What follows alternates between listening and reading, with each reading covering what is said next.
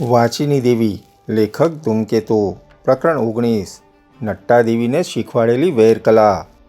વલ્લભરાજ, ભીમદેવ અને દામોદર જ્યારે રાજમહાલય તરફ આવી પહોંચ્યા ત્યારે એમને ખબર પડી કે હજી વાંચીની દેવી આવેલ નથી. વલ્લભે દામોદરને કહ્યું, દામોદર, તું ધીમે ધીમે મહાલયમાંથી ફરતો ફરતો આવજે. ફૈબાના ખબર પણ મળી રહેશે ને અહીંની પરિસ્થિતિની સમજ પડશે.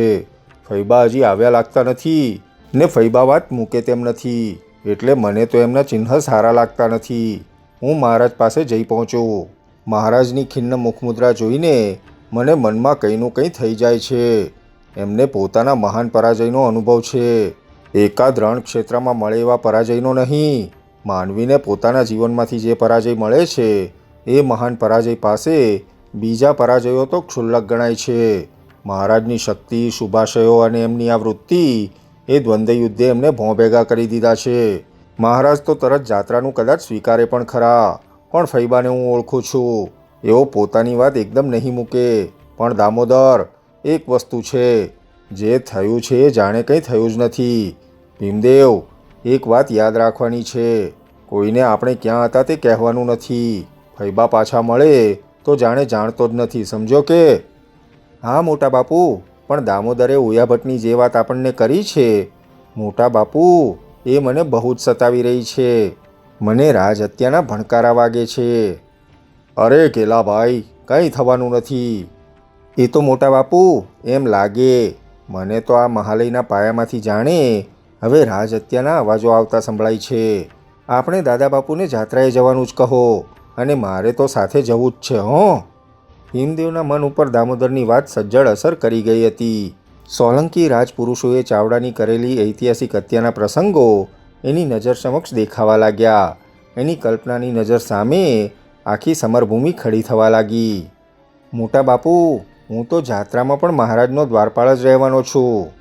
ભલે ભલે, તને જાત્રાનો રસ ચડ્યો લાગે છે, પણ જાત્રા હજી શક્ય તો બનવા દે. દામોદરના મનમાં પણ એ જ વિચાર ઘોળાઈ રહ્યો હતો.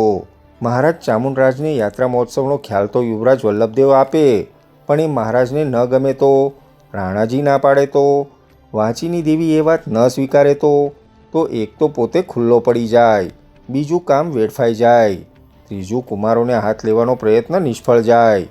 એણે બેવડે દોરેને ચોક્કસ રીતે કામ લેવાનો નિશ્ચય કરી લીધો. કુમાર વલ્લભરાજથી છૂટો પડી એ રાજમહાલીના મોટા ચોગાનમાં થઈને ધીમે ધીમે મહારાજના શયનાગાર તરફના રસ્તે ગયો. એનો વિચાર મહલને કે નટ્ટાદેવીને હાથમાં લેવાનો હતો. વિચાર કરવા બેસે, યોજના કરે, બંનેની મૈત્રી કરે અને પછી કાર્ય પાર પાડે, એટલો વખત તો હવે ક્યાં હતો? એણે તો મહલને તરત જ મળવાનો ને 2-4 શબ્દોમાં જ પોતાનું અંતર પ્રગટ કરી એનું મન મેળવી લેવાનો પ્રયાસ કરવાનો હતો. પાઘડે પગ અને બ્રહ્મોપદેશ જેવી વાત હતી. એ મહલને ખોળતો આમ તેમ ફરી રહ્યો હતો. એટલામાં એણે એને જ નટ્ટાદેવી સાથે કંઈક વાતચીતમાં લીન મહારાજના શયનાગર સામેની બહારની પરસાળના એક અંધારઘેરા ખૂણે ઊભેલો જોયો. દામોદર કંઈક નિમિત્ત કાઢી એ બાજુ ગયો. એને આવતો જોઈ નટ્ટાદેવી ત્યાંથી સરકી ગઈ. મહલ શાંત ઊભો રહ્યો.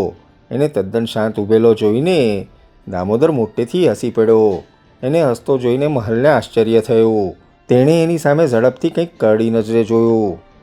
આટલે મોટેથી કેમ હસો છો? શું થયું છે? હસું નહીં તો શું રડું? મૂરખના ગામ નથી વસતા એમ કહે છે.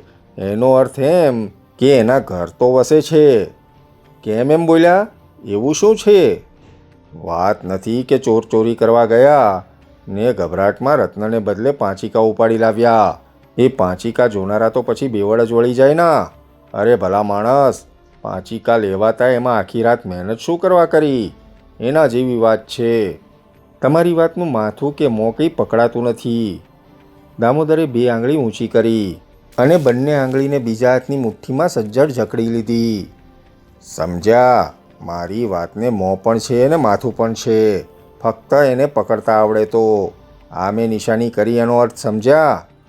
ના. દામોદર પાસે સર્યો. ધીમેથી એના ખભા ઉપર હાથ મૂક્યો. સાવચેત રહેવા માગતો હોય તેમ ચારે તરફ નજર ફેરવી રહ્યો. પછી બહુ જ ધીમેથી બોલ્યો, તમે માળવાથી આવો છો, હું સોરઠથી આવું છું. એટલો જ ફેર આપણામાં છે. આપણે એક જ ઘર લૂંટવું છે. પણ તમે પાંચિકા વીણા કરો છો ને રત્ન છોડી દો છો. મહલ તેની સામે સાશંક જોઈ રહ્યો.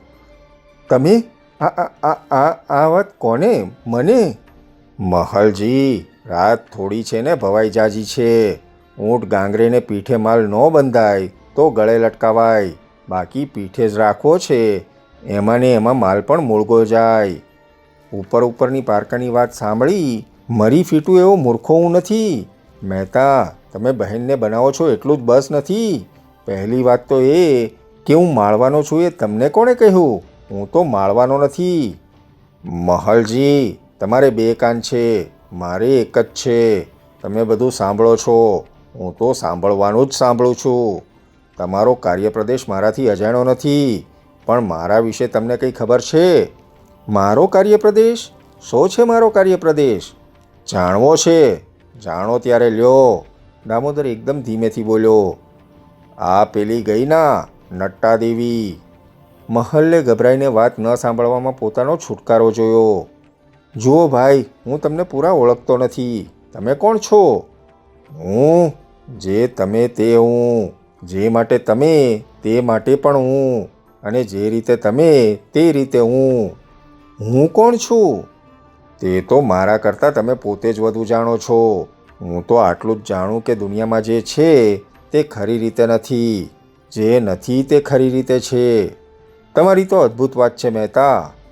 વિદ્યા તણવું પ્રભાવું એવું. મહલજી, એક જ વિદ્યાના બે ઉપાસકો એકબીજાના દાવપેચ તો જાણે જ છે હો. પણ ત્યારે હું માળવાનો નથી લ્યો. તમે માળવાના નથી હું જાણું છું લ્યો.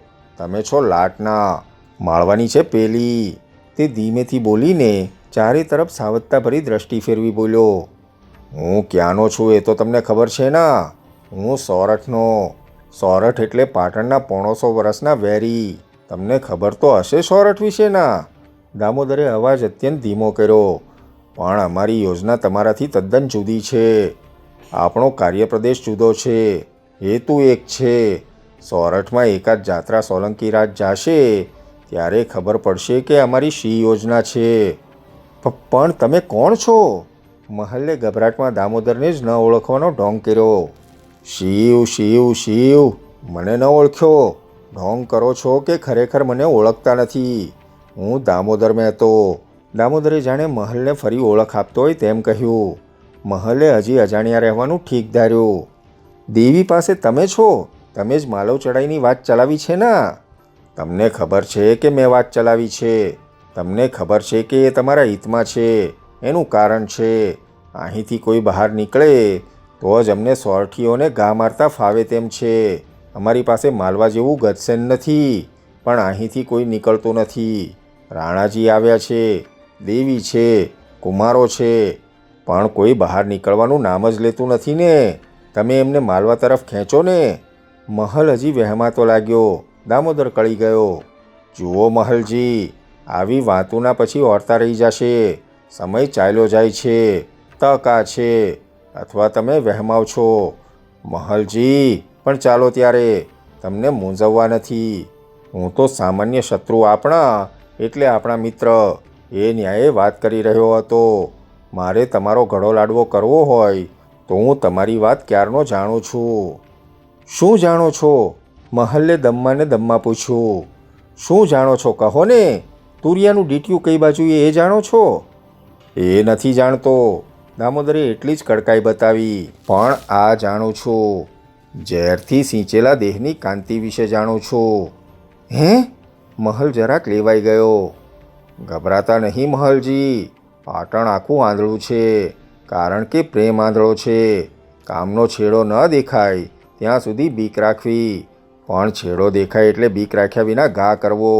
તમે બીકણ રહેશો તો હવે ઘા ભૂલી જશો. નીકળ્યા છો વેર લેવા, અને વેરની કલા તો તમારી પાસે નથી. હું તો એની વાત કરું છું.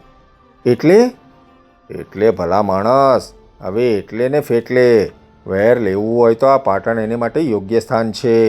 પાટણ ઉપર શું ભૂંગળું ભાંગ્યું છે? નટ્ટા દેવીને વેરની કલા નથી આવડતી લાગતી. સેટી કા માહીના કોતર જેવા ભયંકર પ્રદેશમાં માણસને હણી નખાય કે જ્યાં એનું મૃત્યુ પણ ન સુધરે. એનું નામ વેરની કલા છે. આ તો તમે સ્વર્ગમાં બેઠા માણસને મારો એમાં વેરનો આનંદ શો? મૃત્યુમાં ભેદ છે મહલજી. ઠીક, ચાલો, એ તમારું કામ નથી. મેં કીધું તમે હિંમતવાન હશો, પણ તમે... ઠીક, હવે મારું જે જાણ્યું છે કોઈને ન કહેતા, કે મીંદડીના પેટની ખીર જેવું થશે. મેં ભૂલ કરી પણ હશે. હવે જરાક મોં બંધ રાખજો ને કાન ઉઘાડા રાખજો. જય સોમનાથ. અરે પણ ઠેરો તો ખરા, તમે ક્યાં ચાલ્યા? તમે વેરમાં પણ ભેદ જુઓ છો એમ? ત્યારે નહીં, વર્ષોથી ઝેર સિંચીને દેહ તૈયાર કર્યો છે તમારી નટ્ટા દેવીએ. દામોદરે અત્યંત ધીમેથી કાનમાં ઉચ્ચાર કર્યો. હું જાણું છું, એ વિષકન્યા છે. બોલો, મારે તમારો ઘડો લાડવો કરવો હોય તો આ વાત પ્રગટ ન કરી દઉં. આપણે બેય ચોર છીએ. તમે ચોર થઈને ચોરને ઓળખતા નથી ને શાહુકારને ચોર જાણતા પણ નથી. જે અર્થે હું અહીં છું તે અર્થે તમે પણ છો. નટ્ટા દેવીને કહો મહારાજને જાત્રા કરવા ઉપાડે. જાત્રા કરવા? ત્યારે નહીં, મહારાજને આકર્ષ્યા છે તો પૂરા આકર્ષો. જાત્રા કરવા નીકળો મહારાજ સાથે પાટણની બહાર, તો તમારું કામ પણ થશે. દામોદરે વિશ્વાસથી કાનમાં કહ્યું. ને અમારું પણ કામ થશે. એ રસ્તો તો ભારે થાય હો. અરે ભલા માણસ, ત્યારે શીખો તો ખરા. વેર તો જાનવર પણ લે છે, એમાં શું? પણ માણસની વેરની કલા તો સાધ્ય કરો. જે વેર લેતા તમને આનંદ આવે, હસતા હસતા તમે હણી નાખો. દુશ્મન જાણે કે આ હણે છે, છતાં એને પણ હસવું જ પડે. ને કઠોર વેણ બોલીને પણ સંબંધ બગાડવામાં ફાયદો નથી. એની ભયંકર દુરાશાના સૂક્ષ્મતંતુ ઉપર એ છેવટ સુધી લટકતો જ રહે. એનું નામ વેરની કલા. મહલજી, એ તો ઝેરીલી નાગણ જેવી કોક સ્ત્રીઓમાં હોય અને કા ડંખીલા રાજદ્વારી પુરુષોમાં હોય. એવી કલા ત્રીજે ક્યાંય ન મળે. તમારામાં એ ક્યાંથી હોય? મેં કહ્યું નટ્ટા દેવીમાં હશે, પણ એ પણ ફક્ત ઝેરના રગડા જ પીતા શીખ્યા લાગે છે. નહીતર તો ઉપાડે નહીં મહારાજને જાત્રા કરવા. હમણાં પાટણનું પાધર થઈ જાય અને પ્રણયી સાથે જાત્રાનો આનંદ તો જે માણતા હોય તે માણે. દામોદરજી, તમારી વાણીમાં ક્યાં ઓછું આકર્ષણ છે? તમે પોતે આ નટ્ટા દેવીને ન કહો, એને ગળે ઝટ ઉતરી જશે, એટલા માટે કહું છું. જુઓ મહલજી, મોટાનું બધું મોટું હોય છે. અહીંની પોલ પણ મોટી છે. અમાત્ય છે પણ વૃદ્ધ, રાણોજી છે પણ અઠીલાને આગ્રહી. બહેને પોતાનું ધાર્યું કરવા માગે છે. અત્યારે તક છે. આવી પળ ફરી નહીં મળે. નટ્ટા દેવી ક્યાં વાર્તાનું ઊંડાણ સમજનારી છે? ચોરી કરનારે શાહુકારીનો દેખાવ વધુ કરવાનો હોય. આપણે તો આ વાત સંકેતથી કરી લીધી એમ સમજો. હવે એને વધુ ચોળીને ચીકણી કરવાની હોય નહીં. બાકી હેરી વિના ફેરી નહીં. મહલજી, નટ્ટા દેવીને શેનો મોહ હશે એ હું તમને કહું. શાનો? દામોદરે ફરી સાવધાની ભરેલી દ્રષ્ટિ ચારે તરફ ફેરવી. એને ચારે તરફ જોતો જોઈ મહલ જ બોલ્યો. કોઈ નથી મહેતા. દામોદરનું અંતર આનંદથી ડોલી ઉઠ્યું. એને મહલનો વિશ્વાસ સંપાદિત કર્યો હતો. કોઈ નથી એ ખરું મહલજી, પણ વાત લઈ જાય છે. નટ્ટા દેવીને મોહ થશે. એણે અવાજ એટલો તો ધીરો કરી નાખ્યો કે મહલને પણ સાંભળવા માટે કાને હાથ દેવો પડ્યો. એને મોહ હશે પાટણ પતિને એના જ રાજમહાલીમાં અણવાનો. એ કીર્તિનો મોહ હશે. ઘણી વખત એમ બને છે. એટલે એ મોહ હોય, પણ સૈન્યના શિબિરમાં રાજાને અણવાની તક વધુ મળશે. ને એમ કરતાં અંધાધૂંધીનો માળવાને લાભ પણ વધુ મળશે. એટલે સૌને વધુ મળશે. જાત્રાએ મહારાજ સાથે જતું સૈન્ય, એ સૈન્ય લડવાની વૃત્તિમાં ન હોય. ને જે ગેરવ્યવસ્થા થશે એનો લાભ અઢળક મળશે. મહારાજને જાત્રાએ જ ઉપાડે. તમને અને એમને બંનેને એમાં લાભ છે, સમજ્યા? હું હવે ઉપડું. આપણે બેને બહુ ભેગા કોઈ દેખે એમાં પણ ફાયદો નથી. પણ મારી વાત યાદ રાખજો હો, આજે જ અને અત્યારે. થોડી વાર પછી મહલને એકાંતમાં નટ્ટા દેવી સાથે વાતો કરતો દામોદરે દૂરથી જોયો. નટ્ટા દેવી તાળી પાડી પાડીને હસી રહી હતી. દામોદરને લાગ્યું કે મહારાજ હવે અવશ્ય જાત્રાએ તો જશે. નટ્ટા દેવીનો બોલ ઉથાપવાની શક્તિ એનામાં રહી નથી. પણ એમ થશે તો પણ પાટણ કોના હાથમાં રહેશે? એ કોઈના હાથમાં રહેવું જોઈએ નહીં. તો જ એ કુમારોના હાથમાં રહે. તે વિચાર કરતો ચામુંડરાજના શયનાગાર તરફ ગયો. રસ્તામાં એક ક્ષણભરે થોભી ગયો. આ યોજના પાર પડે, એ પણ એમાં માલવાદ સપડાય ને પાટણ ઉગરી જાય. એ વસ્તુ સ્થિતિ જ શી રીતે જામે? વલ્લભને ચેતાવાય, દુર્લભરાજને ચેતાવાય, પણ મહારાજ ચામુંડ એમને શી રીતે ચેતાવાય? ન ચેતાવાય તો પણ કંઈ નહીં. સર્વનાશના ખડક ઉપર ઊભા રહેવાની જેણે હિંમત કરી છે એનો સર્વનાશ કુદરતી છે. એને ચેતવવાની કોઈ જરૂરિયાત નથી ને ચેતવવાનો કોઈ અર્થ પણ નથી. એણે સમાધાન મેળવ્યું. ધીમા શાંત પગલે એ વલ્લભરાજ પાસે ગયો.